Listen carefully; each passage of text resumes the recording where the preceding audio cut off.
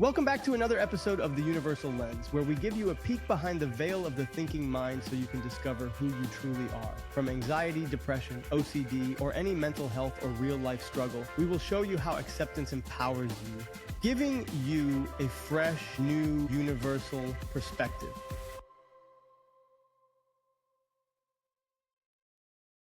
Welcome once again, ladies and gentlemen, to another episode of The Universal Lens. I, as always, am John Emilio. And I am the flank steak. He's a flankster. No, the flank steak. The flank steak. He's never That's going to right. stop saying that, is he? Henry Beltran coming at you. For episode 2 of season 2. For all those of you that watched us last week, you saw that we had a little bit of new setup here. So we're continuing that with season 2, trying to stay on target with the things that matter most to our listeners. And The contractors just left. If it painting, we had to paint the it wall. again. And we're trying to keep the episodes, like I said, a little bit shorter. Like my hair. like Henry said, Disappearing. I can't say that. Slowly yet. disappearing. I cannot say that. Thankfully, gratefully, I saw my hair in my head. The episodes are slowly disappearing. It's bad up there. The trees are definitely falling in the forest. Yeah. Sorry. Okay. It's all right. Yeah. Bald is beautiful. My wife still loves me. What can I do? Bald is beautiful. Oh, here we are again. Another beautiful week up here in the Northeast. The weather's been gorgeous lately, so Yeah. I'm very grateful for that also. Yes, we are. And if it was raining, I'd be grateful for that because we could probably use the rain. Yes. So grateful no matter what. And you were gifted the ability to experience it. Yes, which is beautiful. You just don't know it. You just don't know it yet. Wake up. So we were having a discussion before the show started, and Henry brought up a good point about Henry brought up, it's been 108 episodes altogether. It's about time he brought something I out. landed one. He had something he wanted to talk about, and we'll go into it just to show you guys what we were talking about. But I think it's a little bit of a polarizing look at things, and I like it. I like it. So yeah, we had a great we had a great pre-show little on it. debate going on. Yeah. And then we slipped into using words that don't go well. I'm going to try to slip those words back in because they were funny. But I was just I was recounting to John I'm a very avid gym goer. I love the gym and I love what the gym does for me. But one of the benefits of going to the gym is no matter what you do at the gym helps you mentally. Yes.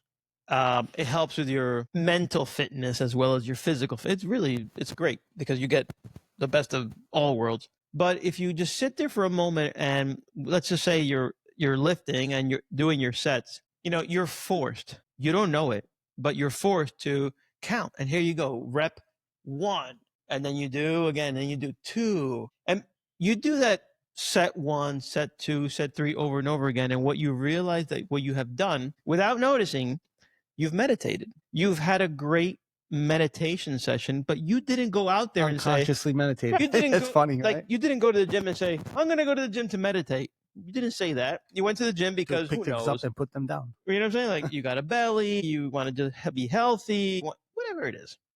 Whatever it is.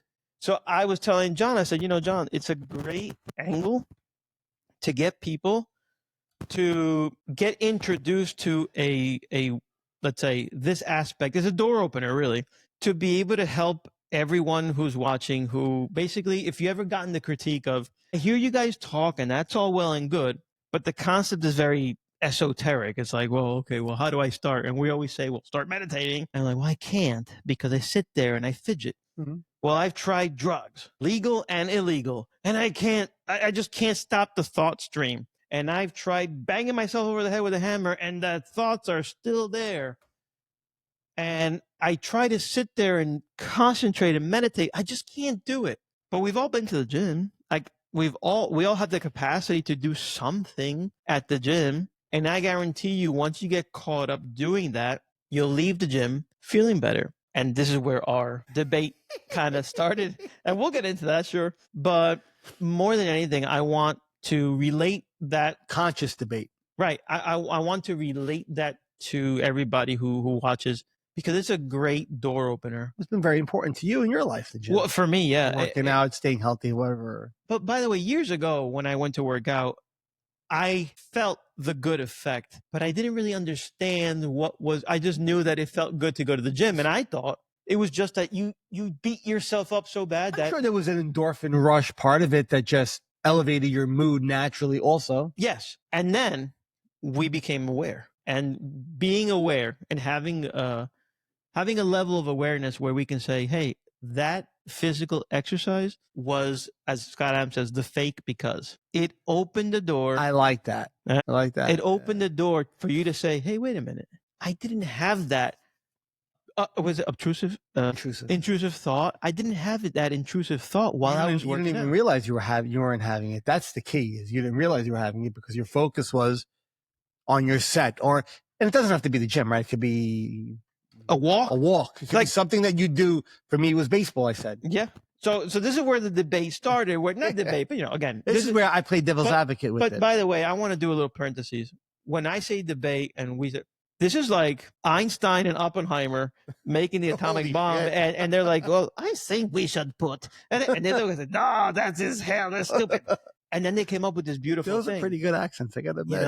And then this beautiful thing gets created because if you don't challenge me, yes, and I don't challenge you, and by the way, I'm not being a friend, and we came up with a great thing which we want to impart over there, so that it goes out into the airwaves, and then it continues to trickle out past that. Absolutely.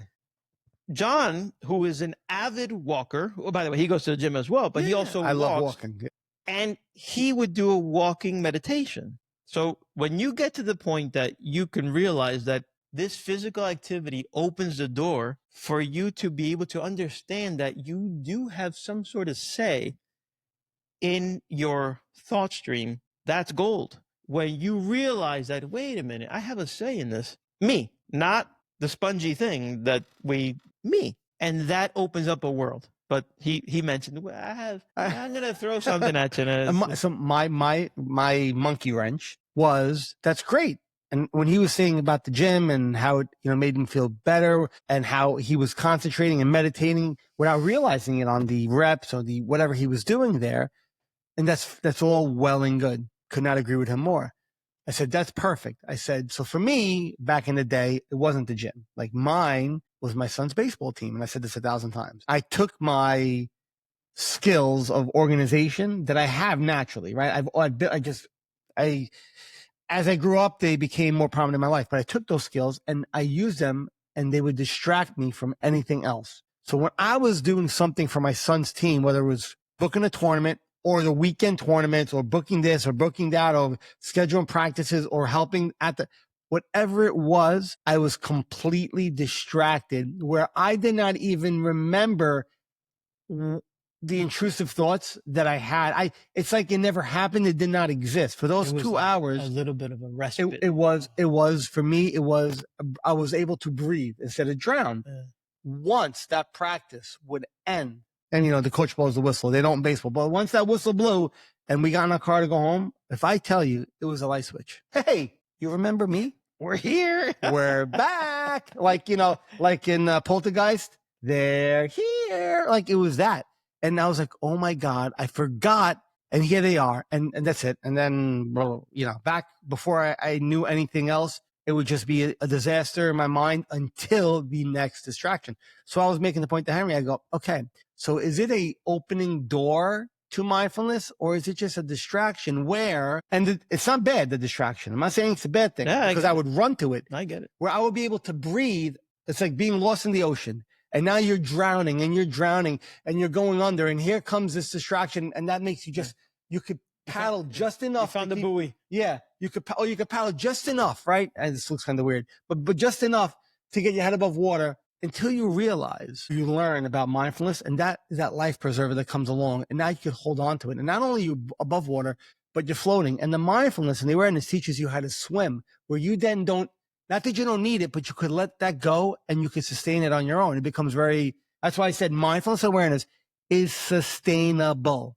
And I'm going to wait because your analogy was perfect. You're going to get to a point where you're sitting on that life preserver and what you thought was a chaotic ocean, you're loving it. Like you're loving it. Like I appreciate this ocean. This is beautiful. And everything changes. Absolutely. And nothing changed. Nothing changed. Yeah. So You changed. You changed. Exactly. So the monkey wrench I kind of threw at him was, I agree. Distraction is necessary to survive.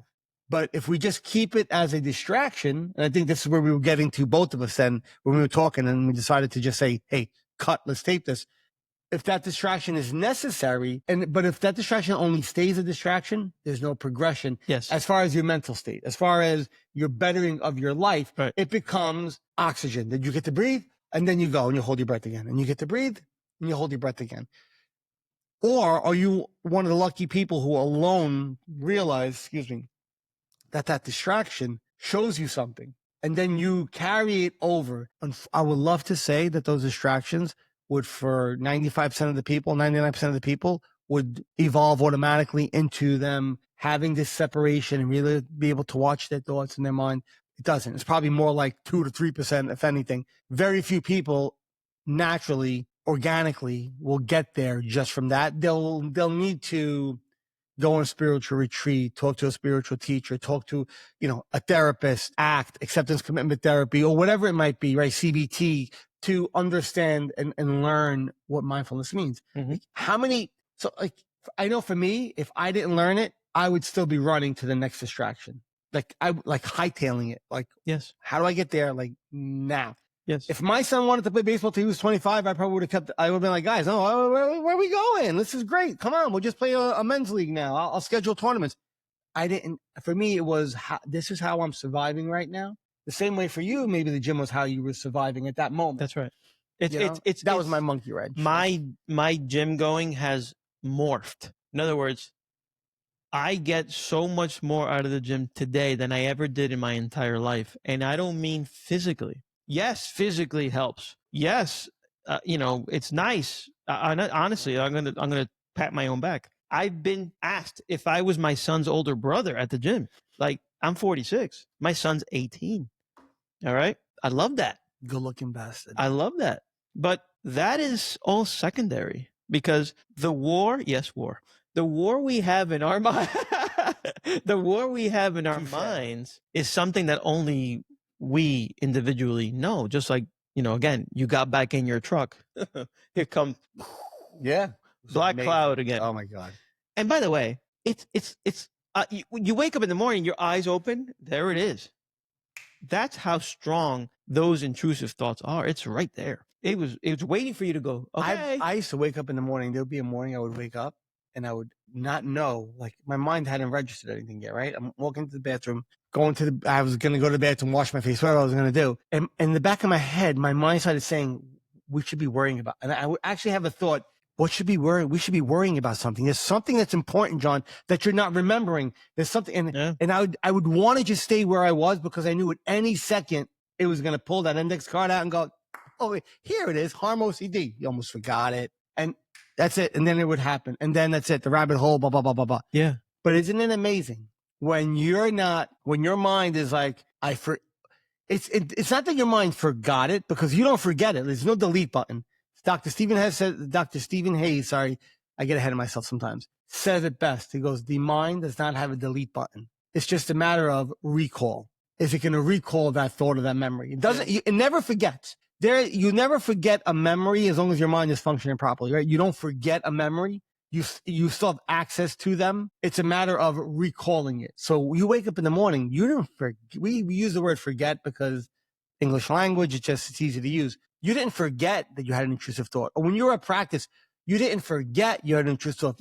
Your focus was somewhere else, completely somewhere else. When I woke up that morning, my focus wasn't on the thought. It was on whatever was happening now. But then for me, it was my amygdala, that anxious part of my mind started sending off signals, and my mind's like, oh, whoa, something's wrong. Oh, wait, that's it, John. Yes, the intrusive thoughts.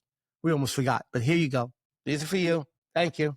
Thinking it was doing me something helpful. My mind thought it was helping me, but it wasn't. And this very process that we're talking about here, and that potentially somebody who's watching that potentially may have intrusive thoughts, may have OCD, anxiety, depression, whatever ails you, whatever you experience, is that once you do this practice over and over again. I'm going to say something so provocative that you're not going to believe me. But as you look back on your own intrusive thoughts, and I look back on mine, which, by the way, doesn't mean they go away.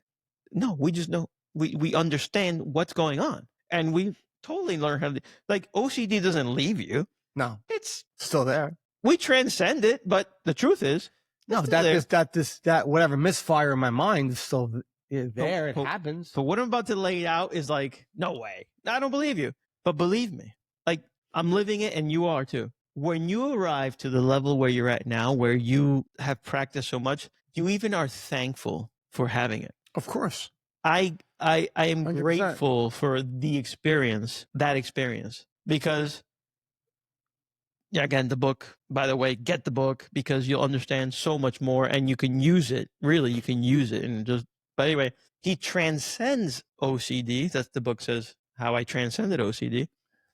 Once you transcend it and you understand what's going on, you're sort of grateful for it, because you have a gear that 99% of the population doesn't have, and which we are preaching it every single week, because that's how important we feel it is for all of everybody else's life, and just the impact it'll have on your life. And when you have that vibration to the person next to you, so whether it be your spouse, your kids, your coworker, and you vibrate that forward, and then you might teach something forward. Maybe somebody might look at you and go, "You're looking different, bro. You're like, it's weird. Like, what's going on? Like, you're a little bit better. Like, you seem calmer. And you can tell them, I'll be honest, I've been watching this podcast, and these guys really help out.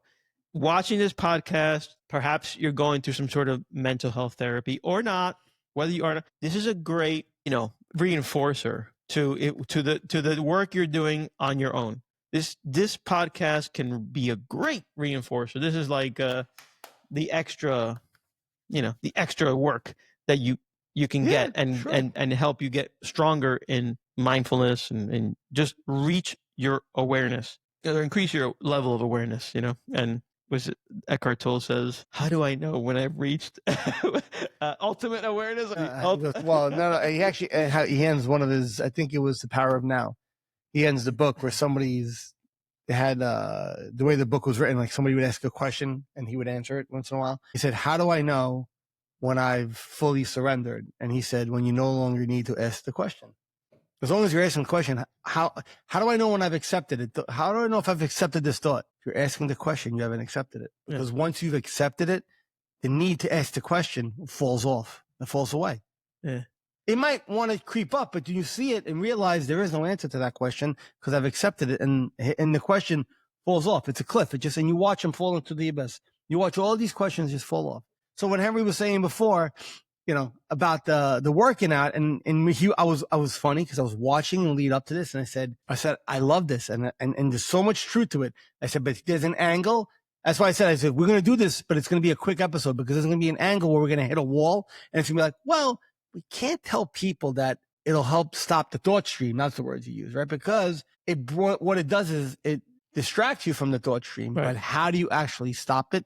Hey, we can't stop the thought stream, but we learn how to ignore the thought stream. And then inadvertently, what you're doing is you change the thought stream. You don't stop it, because, by the way, once your thought stream stops completely, you're either Eckhart Tolle, because he says he has no thoughts. Again, I don't know him in his head. Uber. Or you've passed. At that point, you have no more thoughts, and you are what you are in the afterlife, which peaceful, whatever it might be. So it was very provocative, and I love it, because there are a lot of people who do go to the gym. There are a lot of people who do walk. There are a lot of people who use those distractions, like I did and like you did, to survive while they're going through things without realizing. They might not even know that they might not even know it's a distraction. They just know that that's where they want to be, because that's where they feel relaxed and they feel like they put the weights down. They might not even process to what's actually happening, to why, but they know when I'm here, I can let go. And that's where you want to grab the person and go, great, but let's pay attention to why. Yeah. We hate using the word why, especially with obsessive compulsive, like, asking that quick why. Well, why? Well, why? That's the opposite of acceptance. Y to the power of 10. Yes, y to the power of 10. But this is where you would ask a person, okay, maybe without saying the word why, pay attention to the reason that you are distracted. I'm trying to do this without using that word, that you are distracted or that you are focused on doing this thing and not thinking about that. What is that reason? And then the person will be like, well, I'm just really focused on what I'm doing. I go, exactly. But what have you done? And you try to get them to say, I'm putting my focus here. Exactly. But you could do that in the presence of the thought, That's not right. just in the absence of the thought. Anybody could be mindful when your mind isn't fucking with you, right? That's Not to be blunt. If your mind's playing nice, oh, Sure. dude, this Zen That stuff, sound like a uber easy. Yeah. Oh, I get it. La la. It's like Eckhart Tolle would say. And when you're at a spa and everything is beautiful, we're all Zen. That's right. He goes, let me know when you get back home. That's right. Are you still Zen? Just wait. Just wait. So it's like, so we could all be Zen when we have that superpower feeling, but can you do it without it? Like without that distraction, right? Can you still refocus your focus on where you want it to be? When that distraction is there, when the distraction is there, can you do that? That's the key, learning how to do that. Use that distraction as an entry point. Like you said, I think you said it, crack the door open. Let the door open. Right? Does it crack the door open? Does it? Or does it just become a closet you hide in? It's up to you. That's up to you. It's up to you. But yeah, you use it to crack that door open and it can open a new world of possibility for you. And you realize how you're shifting your focus in these distractive moments, whether it's going to the gym, going for a walk, extracurricular sports, whatever it might be. What's that new, not ping pong, what's that new? Pickleball, golf, whatever it is that you enjoy to do. But when you're there, you don't think of anything else. Pay attention. This actually turned out to be a really good episode. Pay attention to why, I hate using that word, but pay attention to the reason to why that focus is where it is during that distraction. And then how come when you go home or when you get back to life, you can't shift that focus the same way? If you allow me, I'm going to reframe it. Please, because ready? You do not have an accidental superpower. When you're at that gym or at that golf course or whatever it is, wherever it is, you do not have an accidental superpower. No.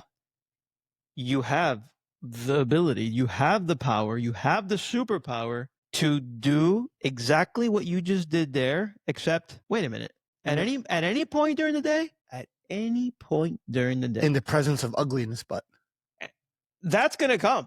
Yeah. But certainly I hope you can do it with calm waters, but the rough waters will come. But when the rough waters come and you get tested, you'll find that, wow, I'm handling these rough waters better than I did before. That's because you're doing the work. It means you got out of exercise and you notice all that breathing and all that counting. Well, hell, that's meditation. So if I could breathe and count, and focus on me lifting weights, then I could breathe and count and focus on staring at the wall. Yeah.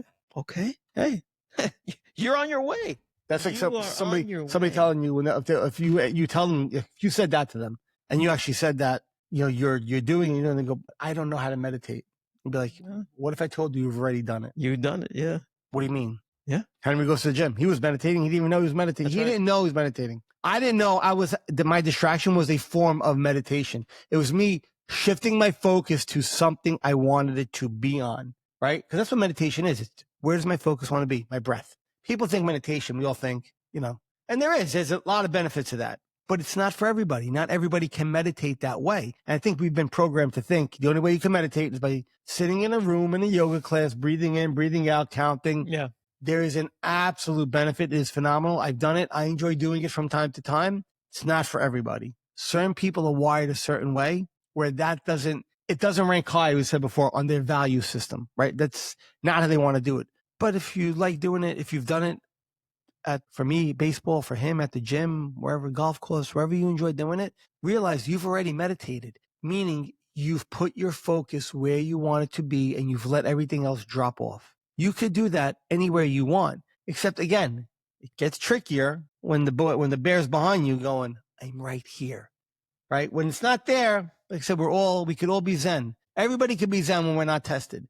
But once we're tested, this is where the practice, this is where the real muscles, the real gains happen, right? You want to use the gym analogy. The gains happen is when you're tested. I would always say, this is where I go to work. Whenever I had an intrusive thought or I had an Yes. OCD spike and my mind wanted to just grab onto and run, I go, now we go to work. Yes. Now we sit with the ugly, but I put my focus where I want it to be. And like a muscle, a strength, a bicep or a tricep or a quad or a chest muscle, the more you focus your energy and you're working out and you pay attention to that muscle, like you said before, like not just do the rep, but do the rep and then do a negative rep. Really focus on that area becomes stronger.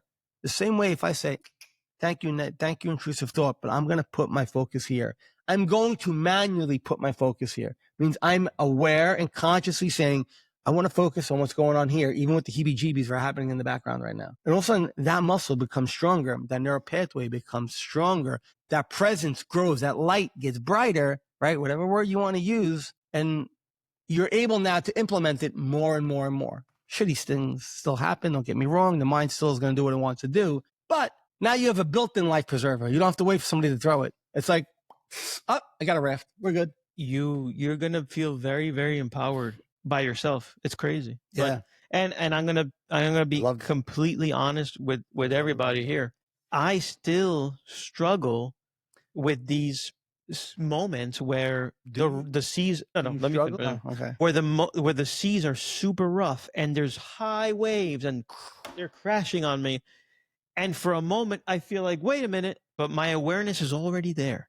So for a moment it feels like we're going back, and no, we're not going anywhere. I'm totally in control of what this is doing. So, and then I anchor in any which way I feel, and I remind myself, I don't have to go along for the ride.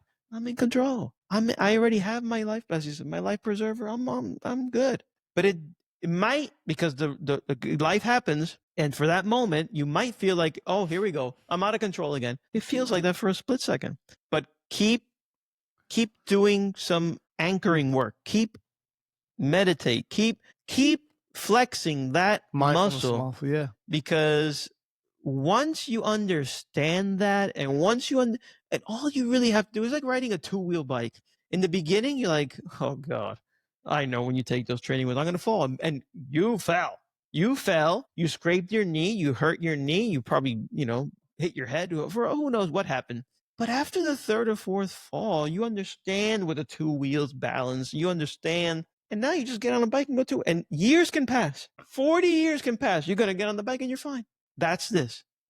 Once you reach awareness, you don't lose it. You can't repack it and put it back. No, it could dim slightly, but it's hard for you to go completely unconscious again, as they would say, or to lose that ability to be aware and to be able to watch your mind. So that's what it's very hard for that to ever happen. There are days, trust me, there are days. Yeah, when you were saying struggle, I didn't mean you struggle. I meant to say you don't struggle with it.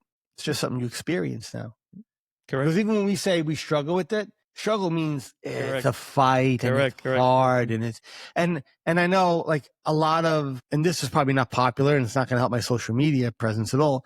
A lot of OCD advocates love to say they still struggle, and I know they're trying to reach people, but I think I have a pet peeve of use the correct language, because you're framing it a certain way for people. Like I could empathize with somebody who's going through something without telling them that I still need to struggle with this, or we all struggle with it. No, struggling is a choice. Perfect. Suffering is a choice. It can be difficult. That's right. Absolutely. Not saying it's easy. No. When the bear is poked, when you swat that hornet's nest, it takes a minute for those hornets to calm the F down. They're still going to be pissed for a minute. No problem. I get all that. But it's my choice to say I'm going to struggle with it. Right? That's where I was going. I didn't mean to cut you off. But No. That's it. Yeah. That's I'm not very verbose, but there's certain words that in the language that we agree frame the way we see that perspective of life, that lens, how we see it. The universal lens. Yeah. It frames how we see things. Absolutely. So I thought that was, I thought, I listen, I hope that all of you enjoy a certain activity, whether it be the gym or whether it be golf, whether it be race drive. I don't know. Hope you enjoy an activity that kind of unplugs you, takes you away. It's very healthy to do that. But don't do it blindly. What is it in the how? That guy. The details are in the how. I think you said it's not what you do, it's how you do it. It's not what you do, it's how you do it. Yeah, Alex Mills actually taught me that. The how. pay attention to the how. You know what? It's true. Every time The what could be anything. So if we just help you connect those two dots that you weren't connecting before, jump on that and then open that doorway and continue down that path, and awareness is within reach. And you realize that you don't have to be a victim of your thoughts, a victim of your thought stream, or a victim of your past, or a victim of anything. You got it. You got this. And, enjoy life in a different way. Anyway, I hope it helps. Yeah, no, I know it does. So that was a great topic. I think people are going to get a lot of benefit out of that. I think they're going to get a lot of use out of that. Yeah, and because we all do it. We all use distractions to a certain extent in our lives. Pay attention to the distraction. Notice what you're doing with that distraction, and start to realize you could use it as a gateway into, this beautiful world of acceptance and mindfulness. You heard the gateway drug? Use a positive gateway drug. Yes, use a positive. It's like, it's a beautiful thing. If you could use something you normally do anyway and blindly do it, which has benefit for you, and just understand the how in what you're doing, right? Whether it's a gym, whatever, doors can open for you. It's like before I said, it's lurking right there in the weeds. Like it's literally there like this. Yeah. You just don't know. Like, pay attention that it's there, and you'll realize it. I know lurking in the weeds isn't something that doesn't sound very mindful, but you get the point. It's an analogy. Might have not landed that analogy, but it makes a point. You don't usually look for something that's lurking in the weeds, but this one is a good one. Yeah, because it's there. Look for it. Yeah, look for it. But all right, cool. So that was a good one, short one. That's what we like. Short. So thanks for tuning in. Yeah. To season 2, episode 2. We're gonna keep this baby rolling. All right. Thank you very much. Yeah. It's always great to people that are watching. Yeah, say it. And I need you to. And if you don't wear pants. No. Like, subscribe. Yeah. He always says it. Don't forget to like, subscribe, follow. Spread the word. Like, subscribe. Subscribe. I don't know where he's going with the pants, but whatever. I'm wearing shorts. I do have pants on. I figured, I couldn't quite understand what you wanted, and I totally forgot. So I said it's a very catchy saying. If you don't wear pants, go ahead, well, then you're naked. Yeah, that's it. So like and subscribe. Yes. Like and subscribe. I know a lot of people will say, I see your content, but I don't like anything. I'm like, I don't care if you like it. I don't care if you like it, but like it, because if you like it, the friggin' algorithms that control social media will push the content a little bit further up the line, and more people will see it. We were saying this before, and we'll cut it short. Like, I was at a wedding this weekend, and somebody came up to me and they were talking to me, and they said they see some of my posts and they like the stuff that I post. And like, when I told them I do a podcast, they kind of gave me the dog tilt. Like, huh? I'm like, yeah, 108 episodes. Like, it's 2 seasons now. Like, we're rolling. We're rolling for 3 years doing this. People don't know, and they don't know because, unfortunately, if you don't like and subscribe, it doesn't get pushed up in the algorithms of YouTube or Facebook or wherever, Apple Podcasts. It's hard for people to find it when they even type in the word mindfulness. We're not one of the first ones that'll pop up, but it's a hidden gem lurking right there. Yeah. It's another thing that's lurking for you that you can find. Yeah, and then you know what? I just realized something. We knew it before, but again, and I've said it many times, the mental health thing. Many people don't want to even be associated with mental health. That's true. Me, I don't like any mental health. No. So those are people, by the way, need this more than anybody else. break the stigma. I mean, break it, shatter it, because it's all just like everything else. It's all happening in your head. The truth is, we've been through some shit in this. Well, what we feel was some shit, and we figured some shit. Yeah, and we figured some stuff out that. Again, the seas around us didn't change. We changed. And all of a sudden, the choppy seas that were around us are beautiful. Mm-hmm. They're not choppy seas. It's a beautiful ocean that only a heavenly being could produce this. This is beautiful. But instead of us seeing it that way, we saw it as, we're going to drown. So break the stigma. If you are helping yourself along this mental health journey, I applaud you. I commend you.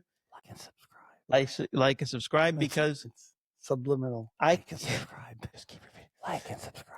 I can guarantee you that your neighbor, your loved one, your cousin, your uncle, your father, the coworker, every single person you know can benefit from this, and possibly even more so than you could imagine. Absolutely. So that's all. Don't be that guy, that girl who says, I'm going to just watch like in the shadows. No need. Help us out, because I hope we're helping, right? Share it. Hope we're helping That's you. it. If you think you don't need this, you need this. Until next time, I'm John. That's Henry. Peace and love, everybody.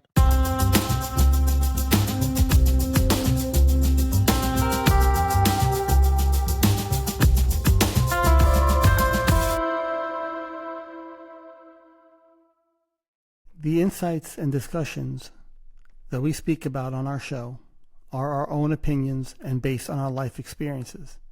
If you or someone in your family or someone you know is suffering and in need of help, please get them that help through medical attention or seeking proper therapy. Again, what we speak about are based on our experiences and not intended to be taken as a form of therapy. Thank you.